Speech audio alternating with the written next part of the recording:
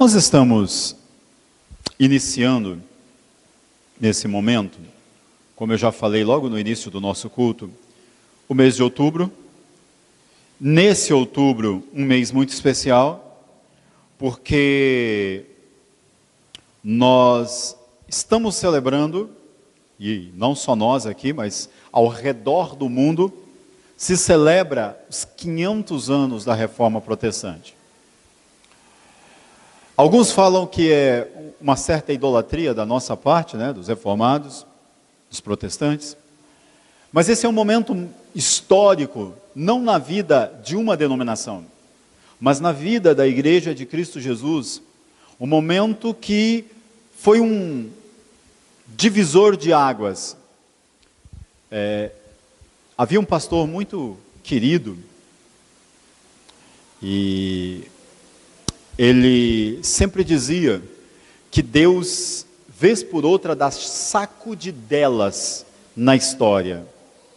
Quando os homens começam a perder o rumo, quando a igreja em especial começa a perder o discernimento do seu lugar na história e do plano de Deus, então vem Deus e dá uma sacudidela, seja por uma situação da natureza, seja por uma intervenção dos próprios poderes estabelecidos nas sociedades, ou seja, por um grupo de pessoas que Ele próprio levanta. E com esse movimento, Ele faz com que as coisas se coloquem no rumo, no caminho.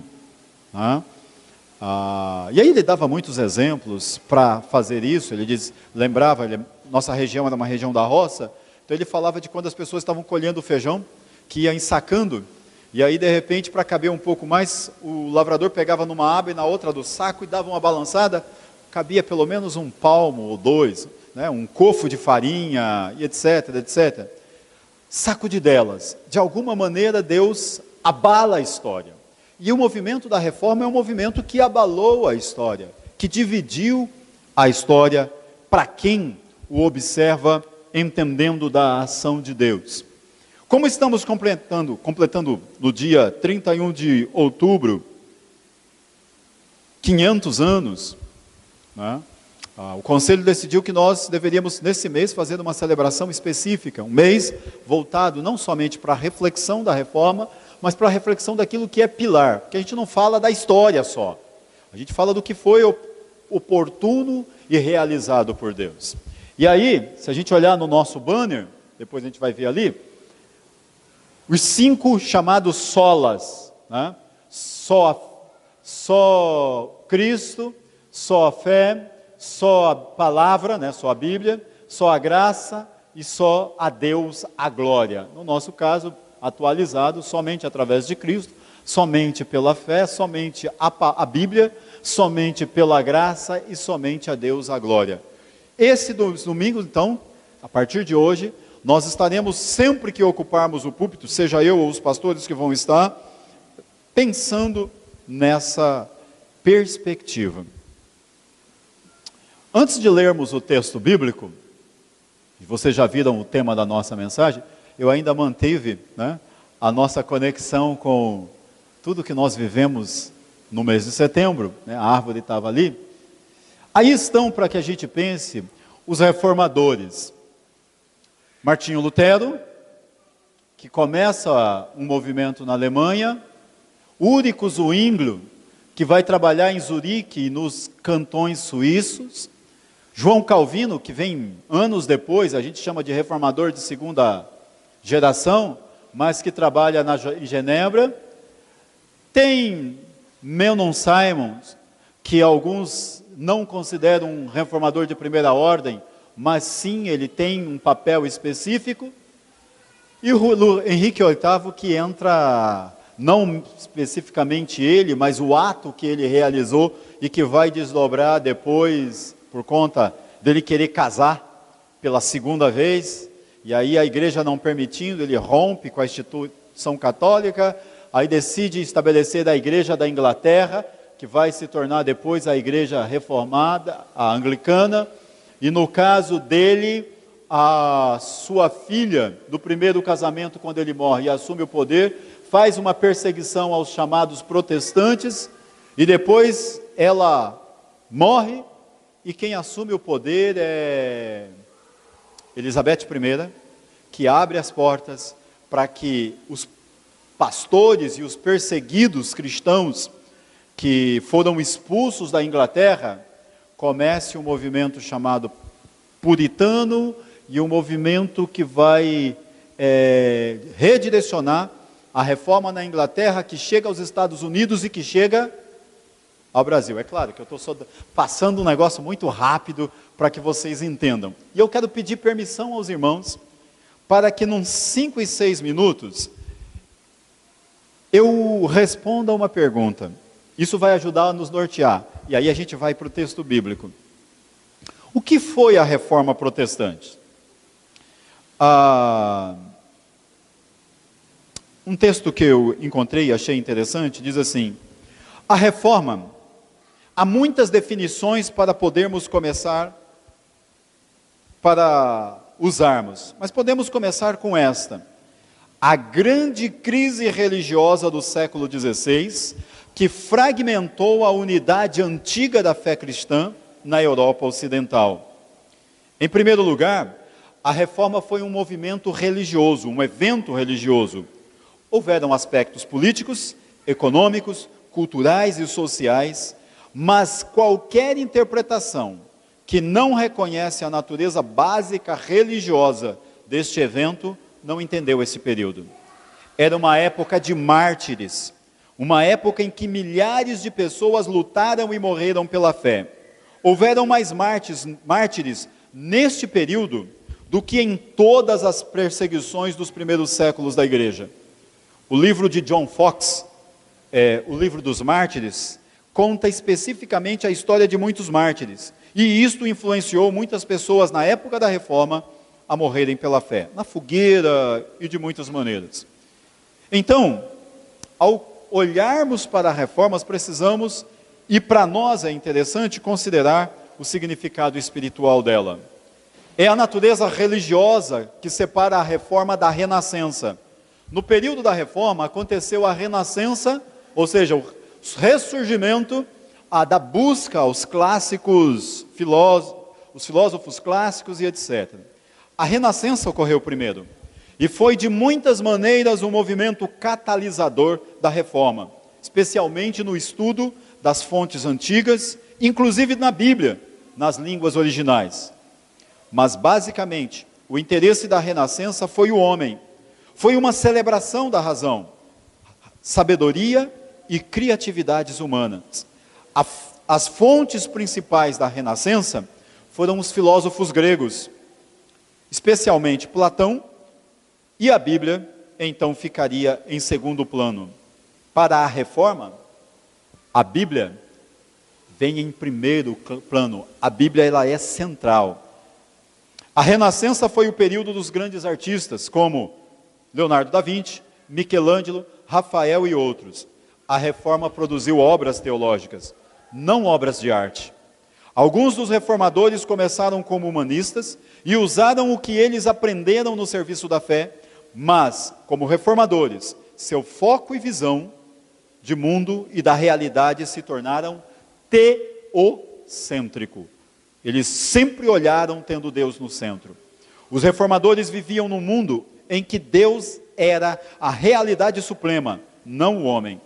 Muitos dos humanistas eram cristãos, sim, alguns deles cristãos devotos, mas a renascença foi uma revolução cultural, artística, intelectual, e a ênfase esteve focada no homem. Em 1524, o Lutero, um dos grandes reformadores, esteve num debate com Erasmo de Roterdã, o maior dos humanistas da Renascença. E nesse debate, eles trataram sobre o livre-arbítrio. Lutero escreveu a Erasmo o seguinte, abre aspas, seus pensamentos sobre Deus são excessivamente humanos, fecha aspas. Este é um exemplo da diferença geral entre os dois movimentos. A Renascença olhou para o mundo através dos olhos humanos, especialmente na literatura clássica grega, e expressou esta visão através das belas artes. A reforma, ela olhou para Deus, através da Bíblia, e expressou essa visão através da adoração e da teologia. Por isso, a reforma foi um movimento estritamente espiritual. Foi um tempo de crise, um tempo de grande transição histórica. E eu não vou me delongar nesta parte, mas eu digo para os irmãos que vale a pena. O reverendo Hernandes Dias Lopes, ele pregou em agosto um sermão lindo sobre a reforma. Na verdade, ele fez uma exposição histórica, começando de Jesus até o concílio que estabeleceu a Confissão de Fé de Westminster. Está no YouTube. Se você procurar Hernandes Dias Lopes, você vai encontrar esse sermão inteiro, 1h17. Ele não conseguiu fazer em menos, mas foi interessante. Eu só queria dizer o seguinte: a reforma, ela teve 3 viés. Por isso esses personagens que estão aí. Ela teve um viés magistral. O que era isso? Onde os reformadores usaram o poder do magistrado, o poder civil e o governo, para estabelecer a reforma numa área. Neste sentido, Lutero, Calvino e Zwinglio foram reformadores magistrais. Houve uma segunda reforma, a chamada reforma radical, da qual nós podemos destacar Menno Simons, os anabatistas. E radical por quê? Porque eles renunciam o uso do poder político para os propósitos religiosos, com poucas exceções. Eles rejeitaram o batismo infantil, daí anabatistas, aqueles que batizam de novo, e rejeitaram o conceito da igreja como territorial, de uma região e de um lugar. E por fim, houve a Contra-Reforma. Quem já ouviu falar na Contra-Reforma? A Contra-Reforma foi o movimento que a Igreja Católica fez de forma específica, quando ela reagiu aos postulados de Lutero, de Calvino e de Zwinglio. É bom lembrar dos irmãos que Lutero, Zwinglio e Calvino não foram só os reformadores. Há um livrinho, O Pensamento da Reforma, de Henry Stroll, que fala de, olha, para quem quiser ter filho, Ecolampádio, foi um grande reformador, Martin Bucer, e tantos outros, homens e mulheres que deram as suas vidas, mas especialmente que lutaram para que a palavra de Deus voltasse ao centro da vida dos cristãos e Deus fosse entronizado como Senhor novamente. É claro que depois nós vamos poder falar muito mais, outros pastores vão trazer outras palavras sobre isso. Mas se nós pudéssemos resumir, centralizar os grandes pilares da reforma, eles estariam aí mesmo. Sola gratia, sola fide, solo Cristo, sola Escritura e soli Deo glória. Nesta noite, nós vamos nos deter neste primado da reforma. Agora, para falar sobre a fé, é importante que nós entendamos o que aqueles homens pensavam sobre a fé. Eu queria chamar a tua atenção para 2 deles, que são caros para nós, Lutero e Calvino. Lutero, quando fala da fé, ele emprega o termo sedere, do latim, para caracterizar a fé. Importa aceitar a palavra, ceder-lhe a ela, sujeitar-se com humildade. É assim e somente assim que seremos? Percebe o que passa no coração desse homem? Se você quer ser tocado por Deus, você precisa sujeitar-se à palavra, aceitando-a, rendendo-se a ela, deixando ela guiar a sua vida. Mas ele vai além. Ele diz que a fé é o momento do encontro com Deus. Isso é Lutero. Eu não coloquei entre aspas, mas é tirado de um dos livros dele. É o dom de Deus pelo qual podemos alcançar diretamente o que não cabe na esfera da razão ou dos sentidos. A fé é a intuição imediata de realidades transcendentes e o alcance do conhecimento dessas realidades dependente da intensidade de nossa fé. E aí ele está falando que não é só um assentimento da razão. Tem que estar aqui, ó. Fé brota do coração. Quando nós lemos Hebreus 11, dizemos que a fé é a certeza das coisas que se esperam, a firme convicção daquilo que não se vê. Não se está falando simplesmente que é um entendimento lógico, racional disso. Talvez os pensadores renascentistas gostassem que fosse assim. E houve muito embate por causa disso. Mas para Lutero, o coração humano precisava queimar, inflamado, pela revelação das Sagradas Escrituras. E ele vai além. É a fé que nos comunica a graça justificadora. Nada nos une a Deus, senão a fé. E nada dele nos separa, senão a falta de fé. E aí vem o nosso reformador Calvino, que vai corroborar e esclarecer. Ele é sempre um sistemático. A fé é o conhecimento total e inabalável da vontade de Deus para conosco. Bondade esta fundamentada na promessa gratuita de Jesus Cristo e revelada ao nosso entendimento, bem como gravada em nosso coração pelo Espírito Santo. A fé, mais uma vez, não é só aquilo que eu entendo, mas é algo que faz mover, arder, que confirma o meu coração, que traz a convicção espiritual. E aí um texto um pouco mais longo, mas que vale a pena. Se a fé for guarnecida pela palavra, seu vigor será maior. Quando a palavra apenas resvala no cérebro, entendimento intelectual, ela não terá sido recebida com fé. Mas quando for verdadeiramente recebida, quando for plantada no íntimo do coração e lá deitar raízes, ela será então uma fortaleza inexpugnável, apta para rechaçar os assaltos da tentação.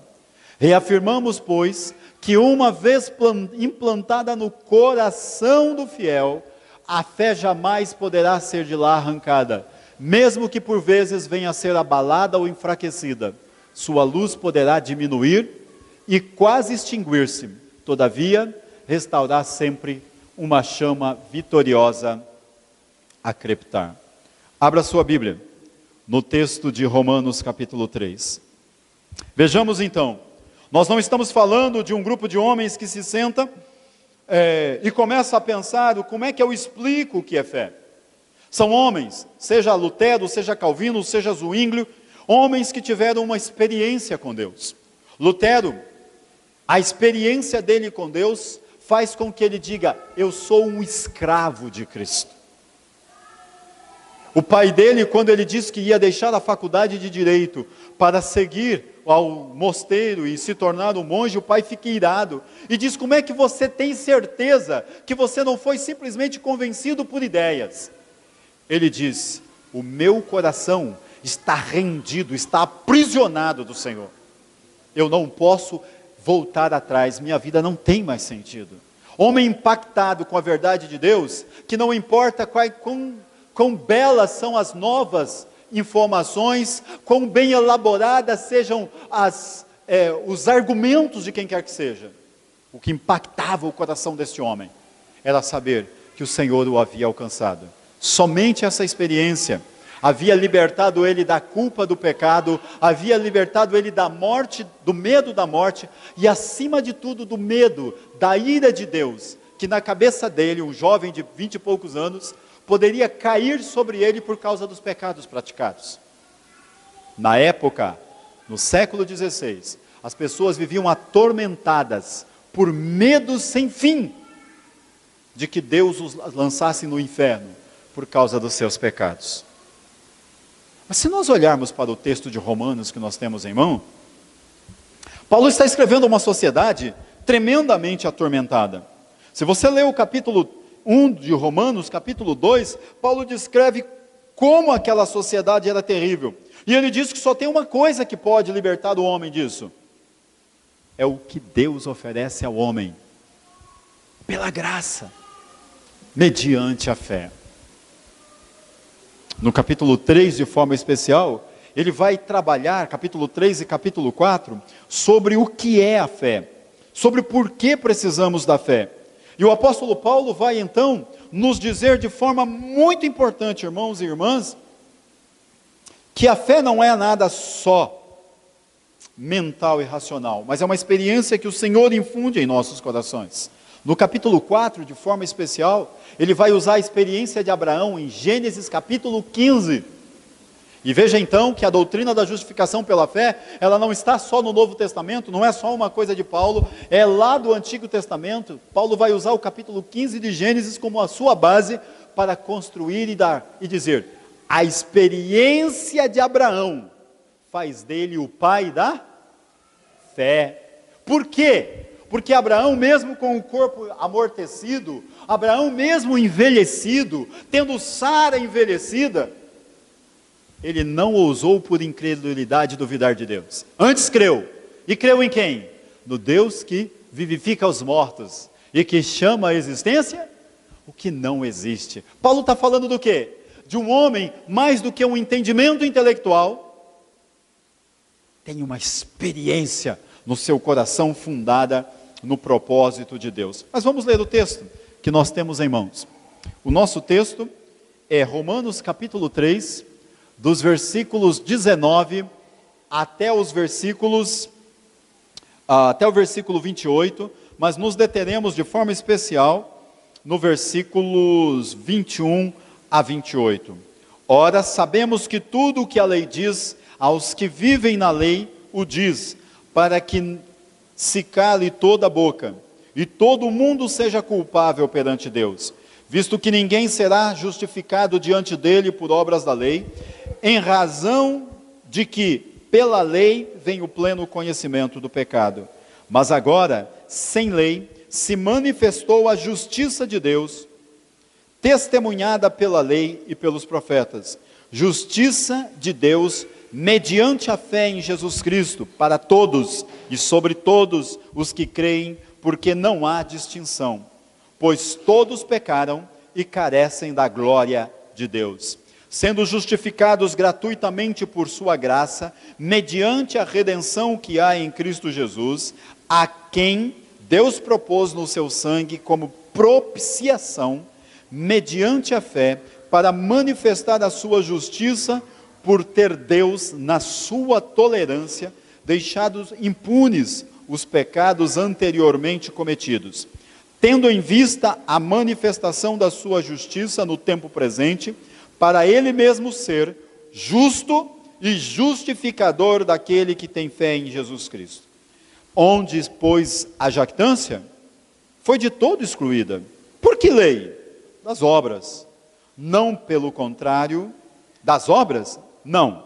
Pelo contrário, pela lei da fé. Concluímos, pois, que o homem é justificado pela fé, independentemente das obras da lei. Irmãos e irmãs, o que é importante para nós aprendermos ou refletirmos quando nós pensamos que Deus, em sua graça, me justifica, te justifica, justifica todos os pecadores mediante a fé. E aí eu quero abrir um parênteses para falar rapidamente pelo seguinte: não tem como falar de um dos pilares da reforma sem passar pelos outros. Para falar da fé, nós estamos com a Bíblia aberta, amém? Então, sola a Escritura. Nossa argumentação, por mais que eu lia um pouco da história, né, não tem como falar das verdades, anunciar a palavra de Deus sem ter a Bíblia como regra única de fé e prática. Não tem como falar da justificação pela fé se nós não nos atentarmos especificamente para que não é a fé que nos salva, né? Porque se fosse a fé que nos salvasse, a salvação era obra de quem? De Deus ou do homem? do homem, porque seria a minha atitude de crer em Deus que provocaria Deus para vir em meu encontro. E não é assim. O que me salva é o sacrifício de Jesus na cruz do Calvário.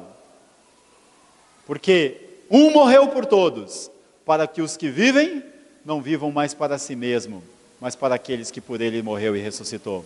E Deus prova o teu amor para conosco, tendo Cristo morrido por nós, sendo nós ainda pecadores. E por fim, pela graça sois salvos, mediante é a graça. Percebe? Dele, por ele, para ele são todas glórias, pois a ele eternamente. Irmãos e irmãs, rapidamente, a disposição do Evangelho para os pecadores é o primeiro ponto que eu quero chamar a tua atenção para os próximos minutos. Só podemos pensar na justificação pela fé se nós entendermos o seguinte: Deus propõe salvar pecadores. Alguém pode ler comigo? Mas agora,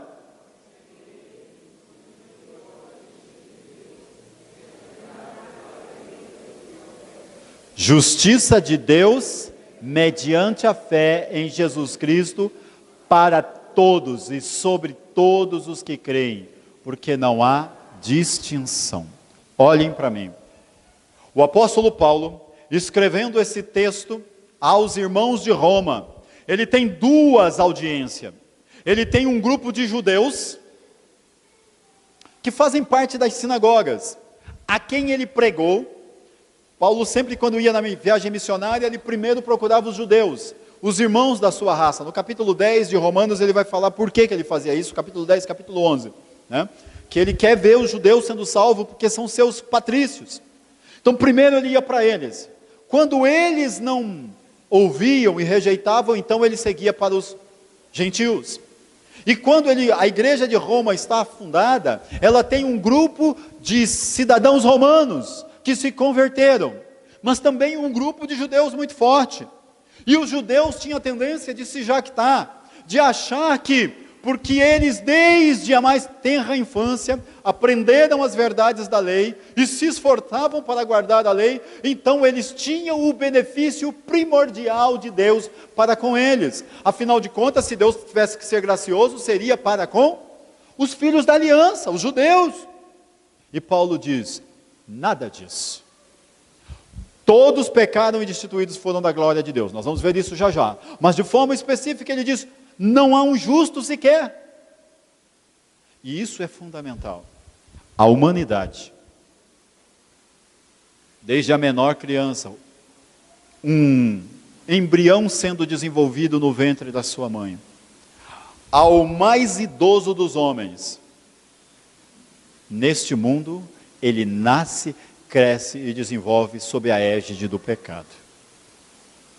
O salmista, no Salmo 51, ele diz: eu nasci em pecado, e em pecado me concebeu a minha mãe.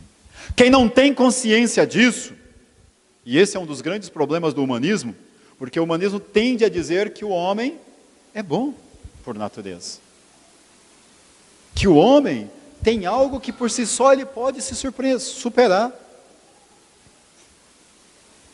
Paulo já tinha uma boa experiência quando ele escreve a carta no capítulo 7 dos Romanos, dizendo, e eu repito isso aqui constantemente com os irmãos: miserável homem que sou, porque o bem que eu quero, não faço, o mal que eu não quero, há dentro de mim, esse eu faço. Há uma lei que guerreia dentro de mim. Na carta aos Gálatas, ele vai dizer que a carne milita contra o Espírito para não nos deixar fazer a vontade do Espírito, e a vontade do Espírito é que façamos a vontade de Deus. Por que a carne faz isso? Porque a carne está vendida ao pecado. E o que é a carne? É a nossa natureza humana. É quando a nossa vontade, as nossas emoções e os nossos pensamentos ainda estão impregnados e dominados pelo estilo desse mundo, governados pelo príncipe da potestade do ar, influenciado pelo espírito que opera nos filhos da desobediência. E veja só, quem vive desta maneira, Paulo testemunha na carta aos Efésios no capítulo 2, é filho da ira. E quando ele fala filho da ira, Ele fala da herança.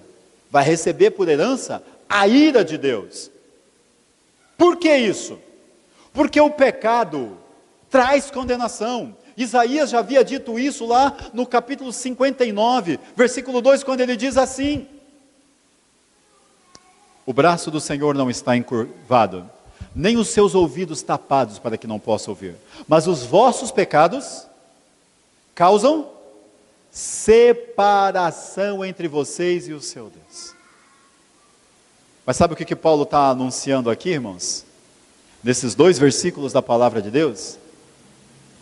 Deus é favorável, Deus é benéfico, Deus estende o seu favor para pecadores que não merecem salvação. A bondade de Deus, a misericórdia de Deus é extensiva a mim e a você. Ele, o Deus santo e o Deus justo, olhando para nós, nos vê mortos nos nossos delitos e pecados. Como justo juiz, Ele tem todo o direito de nos condenar ao inferno, que é o lugar do julgamento, ao lago de fogo, que é o lugar do cumprimento da última sentença. Não é assim que um juiz faria na nossa sociedade? Tem alguns profissionais do direito aí, né? O que acontece com alguém que foi pego em flagrante delito, né? Como fala? Contumaz no ato, né? Reincidente, não uma, mas várias vezes. Todas as provas lhe são contra ele, com testemunho claro e objetivo de quem nunca pode mentir. O que aconteceria com essa pessoa? A tendência é que ela seja condenada, né? É claro que num lugar onde a justiça funcione direito. Mas deixa eu te dizer uma coisa.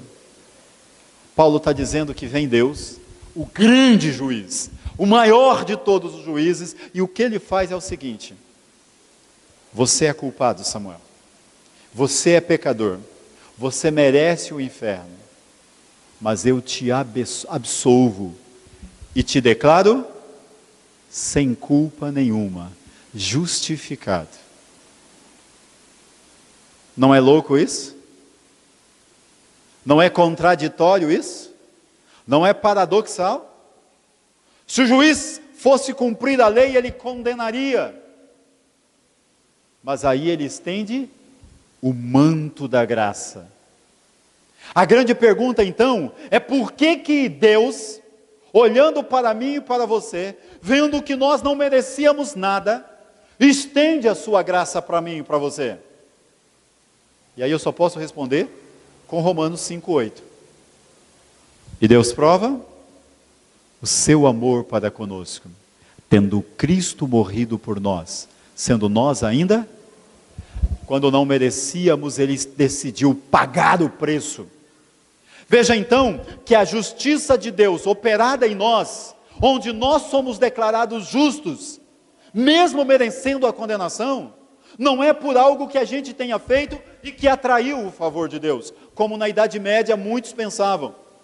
Inclusive, em alguns textos e tratados teológicos está que o homem deve primeiro amar a Deus de forma intensa, para que então Deus responda esse amor com graça. O homem não pode. O homem em pecado jamais poderá amar a Deus, jamais quererá as coisas de Deus, desejará voltar-se para Deus, porque a sua alma quer se satisfazer nas coisas do pecado e do mundo. Por mais que ele se esforçasse, seria como Isaías diz, as suas obras, os atos de amor dele, seria como trapos de imundícia, e ele como um imundo coberto da lepra do pecado. A salvação de Deus, então, é um ato gracioso para mim e para você, e é o que esse texto diz. A justiça de Deus mediante a fé em Jesus Cristo para todos os que creem. Lembram? É claro que você não vai lembrar, a gente leu muito sobre fé, né? Vários versículos, várias frases dos reformadores, mas o princípio que os reformadores traziam para eles era o seguinte: essa justiça não é aplicada a toda a humanidade. Se você abrir o Evangelho de João no capítulo 1, versículo 11 e 12, você vai ver João registrando isso numa fala de Jesus. João diz assim: veio para os seus, mas os seus não o receberam, mas a todos quantos o receberam, veio para os seus, mas os seus não o receberam, mas a todos quantos o receberam, deu-lhes o poder de serem feitos. Os filhos de Deus são os que creem, não os que entendem.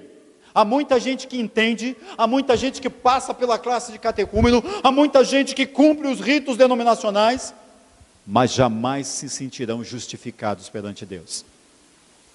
Eu lamento dizer isso, mas algumas vezes eu ouço algumas pessoas falando do temor da morte. Não entenderam isso daqui.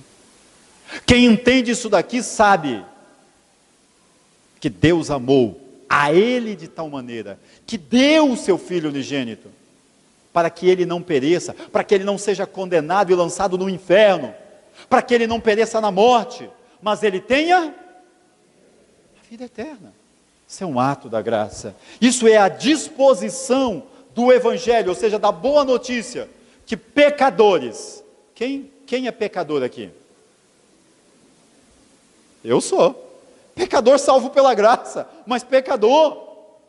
Eu e você temos a graça de Deus sobre nós, que nos declara justo. No dia do aniversário eu disse isso e repito: você poderá ser mais dedicado a Deus. Cada dia, quando você ler mais a Bíblia, quando você orar mais, quando você for fiel na mordomia, quando você amar o seu irmão. Mas mais justo do que o sangue de Jesus te fez, jamais você será. Amém? Irmãos, agora o nosso problema é o pecado. Pois todos pecaram e carecem. Há uma outra versão, quem tem a ver revista e corrigida? Sua Bíblia, revista e corrigida. Se você tiver, dá uma olhada aí. Esse versículo está assim: porque todos pecaram e destituídos foram da glória de Deus. Isso é muito pesado. Sabe por quê?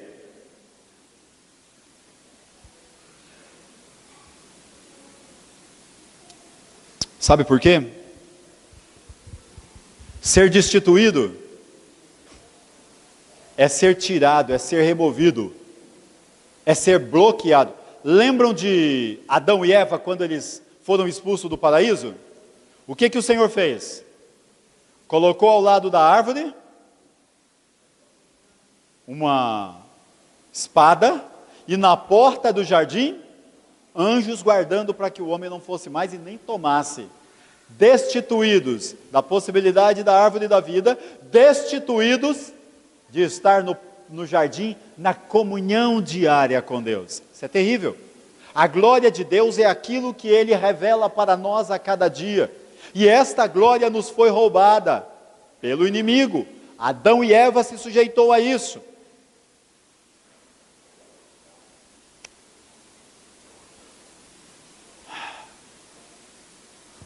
Não querendo ser enfadonho,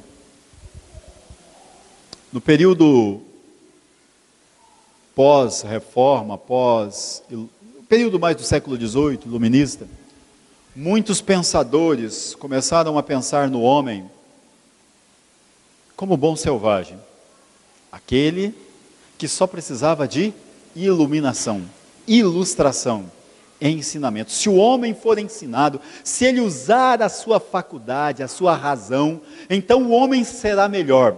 E aí a ideia era: haverá progresso na história, as relações serão melhores. A igreja, para esses, só causou problema. Por quê? No período da reforma, a gente fala da reforma, a gente está honrando a Deus falando dela, mas houve momentos difíceis. Houve guerra entre católicos e protestantes, muitas pessoas morreram. Houve guerra entre protestantes e protestantes, mas isso não é por causa da palavra, não. foi muito mais por causa da dureza do coração dos homens. E a gente precisa ler isso de alguma maneira. Então, começou-se a dizer, principalmente entre os catedráticos, entre os pensadores, que a igreja, a reforma, a Bíblia só trazia confusão. O homem precisava de conhecimento, de iluminação. Tanto que hoje, nós ainda temos na nossa bandeira a ordem e progresso. Né? Qual é a ideia? Se nós tivermos conhecimento, tudo bem organizado, tudo bem estabelecido, segundo a lei da natureza, o ser humano vai progredir e progredir e progredir. É isso que nós estamos vendo ao redor do mundo? A ciência aumentou. A Bíblia já dizia, por aumentar a ciência, o amor de muito se esfriará. Não é isso que nós estamos vendo na nossa sociedade? Porque o problema não está no que o homem sabe. O problema está no que o pecado fez no coração, no centro da vontade, da volição humana, destruindo ele e fazendo-o corrompido, de maneira que o homem é individualista, egoísta, o ser humano é detrator. O ser humano consegue destruir quase tudo que ele bota a mão. O pecado nos corrompeu. E é disso que o texto está falando. Não há um justo sequer. Por mais intelectual, por mais benevolente, beneficente que ele seja, por mais filântropo que ele seja, diante de Deus, ele é um escravo do pecado, e se não arrepender-se dos seus pecados, será condenado com o mundo, irá para o lugar que foi designado para Satanás e os seus anjos. Essa é uma verdade que nós precisamos atentar para ela. O pecado é o problema de cada criança que está para nascer, de cada ser humano que já nasceu. Mais educação não mudará os homens, poderá melhorar uma coisa ou outra. Os políticos tomando um chá de consciência e deixando de serem malignos, não vai mudar o mundo. Os bilhardários das sociedades, doando tudo o que tem para o bem das pessoas, ajudando a África, ajudando não sei, não vai mudar o mundo. O que muda o mundo, o que pode mudar o homem, é quando a luz do Espírito Santo vindo sobre ele, faz com que esse ser humano se arrependa dos seus pecados, reconheça primeiro que é pecador, confesse os seus pecados, abandone-os, e comece a ser transformados de glória em glória, num pequeno Cristo. Aí sim, esse homem, esta mulher, este jovem, esse intelectual, esse homem de posses, então começará a viver a sua vida conforme a vontade de Deus e para a glória de Deus. A reforma deixou muito claro que o problema do homem é o pecado. Nós merecemos cair sob o julgamento de Deus. Nós merecemos a pena devida ao pecado, porque temos nos rebelado contra Ele. Temos feito o que não é agradável aos seus olhos. Temos praticado abominações ao Senhor. Temos sido infiéis. E em terceiro lugar, para a gente encerrar, como somos exatamente justificados? Se o problema é o pecado, se Deus em Cristo nos justifica, como se dá isso? Vamos ler esse texto? Sendo justificados gratuitamente por sua graça, mediante a redenção que há em Cristo Jesus, a quem Deus propôs no seu sangue, como propiciação, mediante a fé, para manifestar a sua justiça por ter Deus, na sua tolerância, deixado impunes os pecados anteriormente cometidos, tendo em vista a manifestação da sua justiça no tempo presente, para Ele mesmo ser justo e o justificador daquele que tem fé. Como exatamente somos justificados? Primeiro, por uma declaração forense. Quantos creem aqui na soberania de Deus? Soberania no sentido, Ele é o Criador, Ele é o dono, Ele tem propósitos e planos, e a sua vontade se cumprirá, ponto e amém. Você crê nisso? Quem crê nisso, então entende que esse mesmo Deus, a um exalta e a outro abate. De uns tem misericórdia, de outros não tem misericórdia. Para nós que vivemos numa democracia, isso dá né? Como é que uma pessoa só, né? A gente já coloca assim, né? Uma pessoa só pode ter na mão o poder de decidir isso, aquilo ou aquilo outro? Deixa eu te dizer com muita tranquilidade. Primeiro, nós não estamos falando de uma pessoinha só. Nós estamos falando de Deus. Santo, justo em todas as suas perfeições, com um conhecimento inigualável, sabe todas as coisas. O passado, o presente e o futuro estão patentes perante dele, como esse momento em que nós estamos vivendo. Ele não fala de Abraão como alguém que viveu, ele fala de Abraão como alguém que está na presença dele, porque o tempo não é barreira para ele. O futuro está na palma da sua mão. Esse é Deus. Onipresente, onisciente, onipotente, verdadeiro, e que usa o seu conhecimento com sabedoria. Ou seja, o conhecimento que ele tem, ele usa para fazer o bem. Se existe mal no mundo,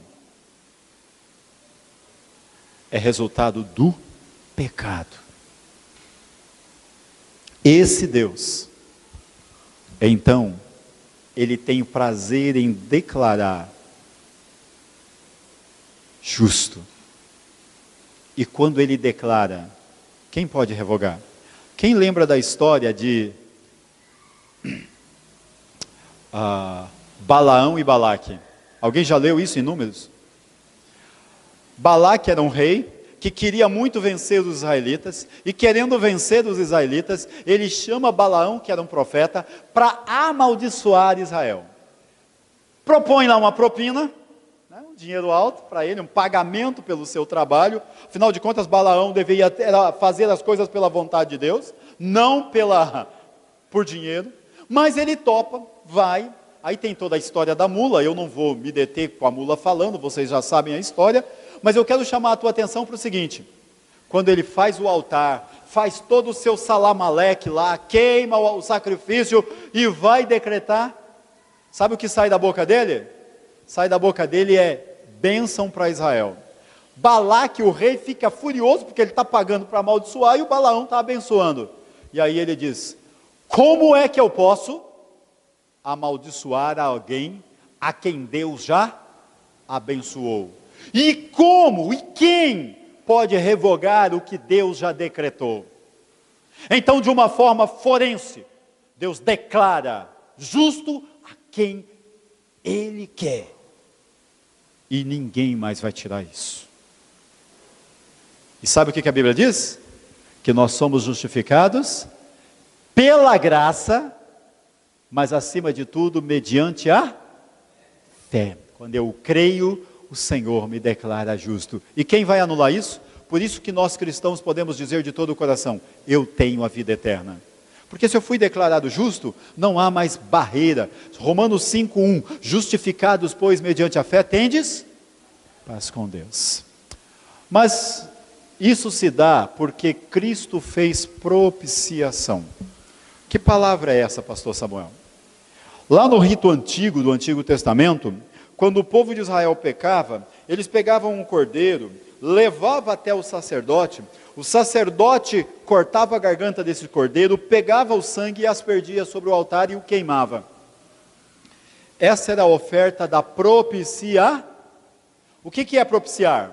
É apaziguar, é afastar a ira. Vamos pensar que o Magno está zangado comigo, e eu tento chegar até o Magno, não consigo. Aí eu peço para o Elias vir e conversar com o Magno, acalmar o coração dele.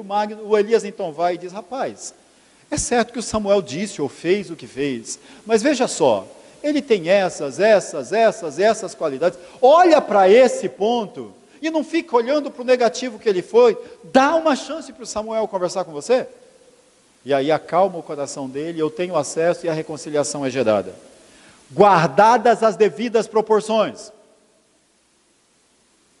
Deus é irado com o homem ou com o pecado?